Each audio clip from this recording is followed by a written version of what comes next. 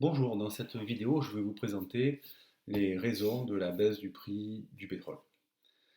Alors, premièrement, un premier constat, on assiste à une baisse spectaculaire du cours du prix du baril de Brent.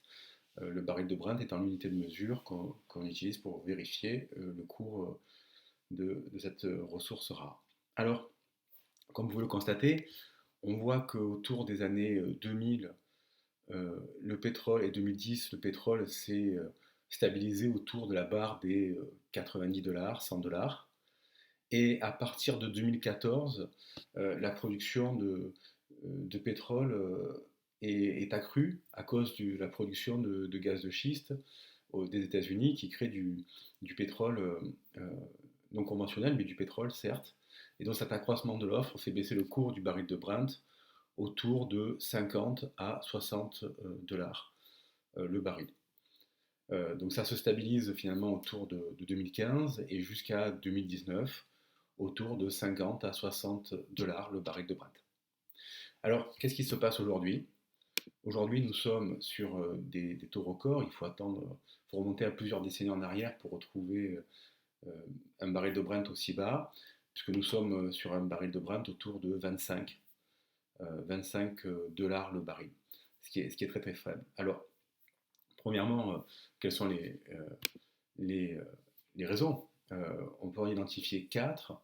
La première de ces raisons, c'est le coronavirus, qui a entraîné un confinement de la Chine et donc une baisse de la production, pour ne pas dire un arrêt total de la production et des exportations chinoises.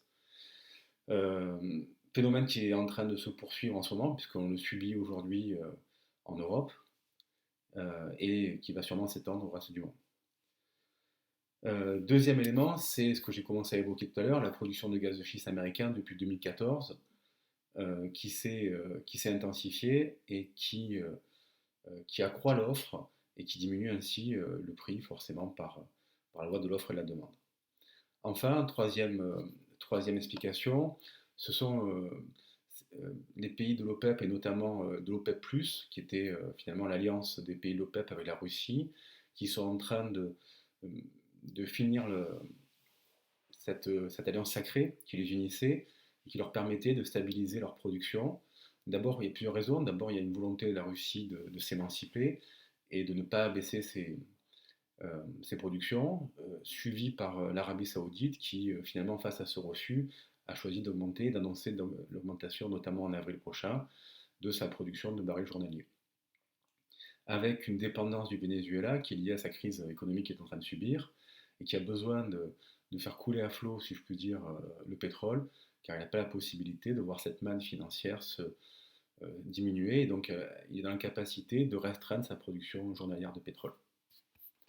Alors, pour regarder un petit détail, la production, la production du Venezuela représente 3,2 millions de barils par jour, des États-Unis plus de 4 millions, et de la Russie 11 millions de barils de Brent par jour. Dans le même temps, euh, la demande chinoise était de 4 millions de barils par jour, avec quasiment une croissance zéro pour le premier trimestre de l'année 2020. Donc on peut quasiment dire que la demande est devenue quasiment nulle, ou en tout cas qu'on a quasiment d'un côté une baisse de 14 millions de barils de Brent par jour de la Chine, et peut-être pas un accroissement, mais on est sur les taux les plus hauts du Venezuela, des États-Unis et de la Russie depuis des années. Et avec un accroissement de 1,1 million de barils, à peu près pour l'Arabie Saoudite, pareil pour le Koweït, et puis d'autres pays vont encore suivre dans les jours qui arrivent. Donc finalement, on est sur un effet qui explique finalement cette baisse du cours du baril de Brent, mais qui va s'amplifier dans les jours qui viennent. Sachant que les effets du coronavirus ne sont qu'à leur début et que la baisse de la demande et le confinement peut-être de la planète est en cours. Alors au final, quels sont les dangers d'une baisse du baril? Au final, va conduire à plusieurs inconvénients. Euh, D'abord, premièrement, une baisse des recettes pour certains pays qui sont exportateurs de pétrole. Euh, et bien sûr, euh, un problème écologique d'ampleur, puisque c'est évident que plus le prix du baril est faible, moins les investissements dans des énergies de substitution sont développés.